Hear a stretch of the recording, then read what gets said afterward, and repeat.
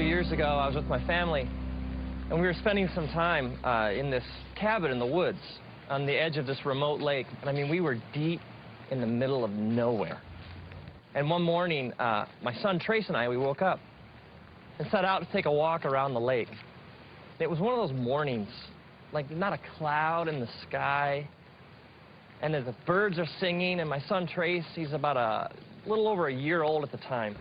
And so he's making all these little chirps and squawks that one-year-old boys make. And I had him in one of those hiking backpacks where he rode back here. So as I walk along, I can hear him making all his noises. And so we head out through the woods to walk around the lake.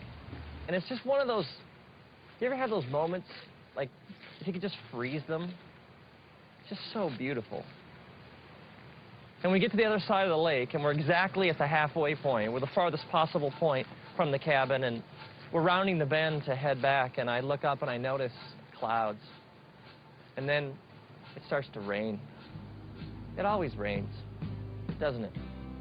It's interesting because the scriptures say all sorts of things about rain and storms. When Jesus is teaching about what it means to live like the fullness of life in his kingdom, when Jesus speaks of it, he speaks of two different people.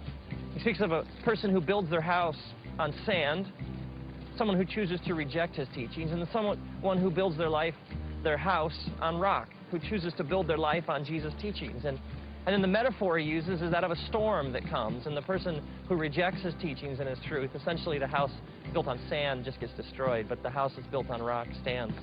So this idea, Jesus says, when the rains come, it's not like they might, they do. It rains in our lives, a lot. At first, there's a drop here and a drop there, and so I put Trace's hood over his head. But what I didn't know was that he pulled it off.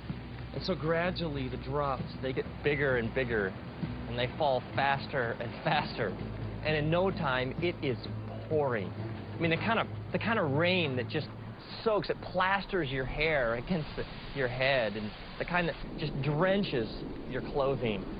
And at first, Trace, the thunder and the lightning, he's okay, but as it picks up and it gets louder and louder and the wind becomes more intense and the trees start to shake, Trace becomes more and more agitated. I can feel him, like on my back, and at first he starts to whimper, and then he lets out kind of a little shout here and there, but in no time, Trace is shrieking at the top of his lungs. I mean, the wind is blowing, there's thunder and lightning, and we are just getting plastered with this heavy rain, and the trees are no longer providing any shelter. And Trace, just from like deep in his being, starts to yell and cry so loudly and with such passion and terror in his voice.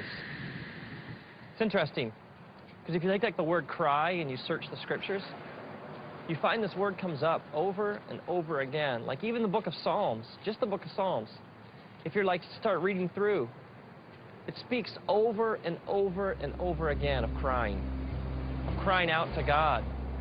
And God says these amazing things, like he says, when you cry out to me, I listen. He even says, I cannot ignore the cry of somebody who's afflicted.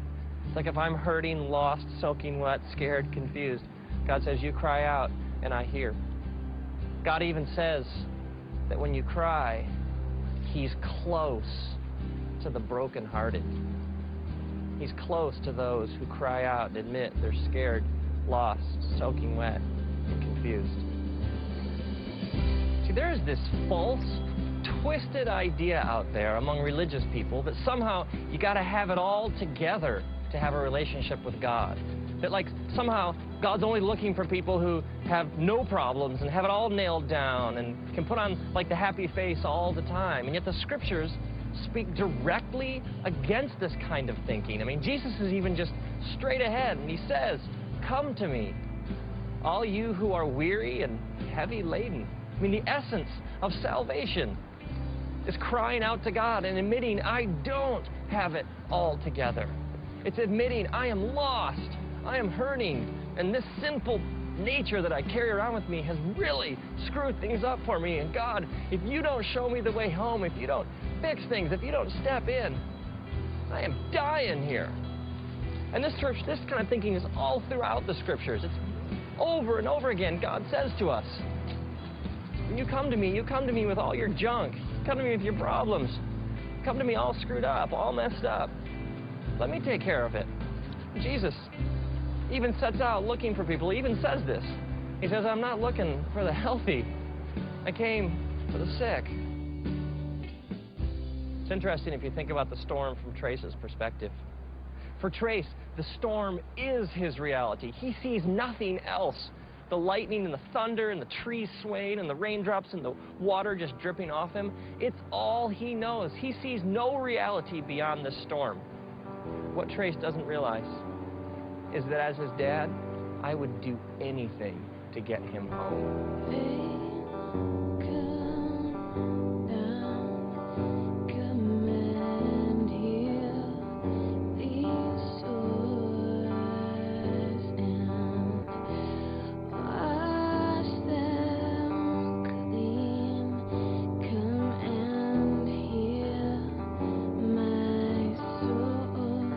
So at this point, Trace is shrieking at the top of his lungs in stereo right behind my head.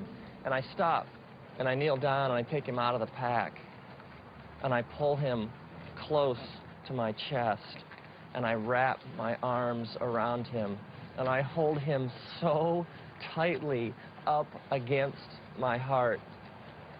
And for the last mile of our walk, the entire time, I bend over and I whisper into his ear over and over again, I love you, buddy. We're gonna make it. Dad knows the way home. We're gonna make it. I love you, buddy. And over and over and over again, through the storm, I carry him home, clutched tightly against my chest, whispering, I love you, buddy. We're gonna make it. Now imagine if, like, years later, Trace is in therapy or something, and he drags up this repressed memory of the walk. And he comes to me and he's like, Dad, what'd you let me go through that for? I got all this junk inside me. I thought you loved me. How could you have exposed me to something that horrible, that storm? I mean, why didn't you protect me? I would be crushed.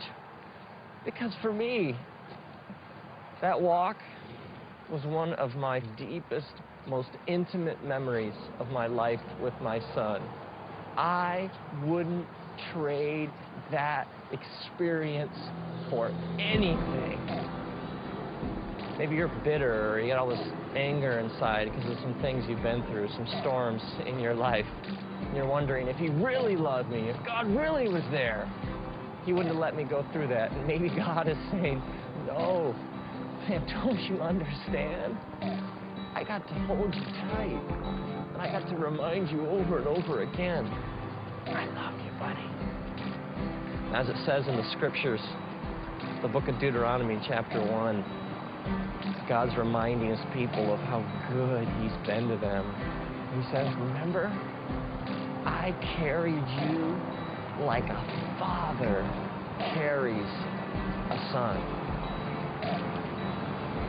And now, may you, when you're soaking wet, lost, hurting, and confused, may you cry out, and may the creator of the universe take you out of your pack.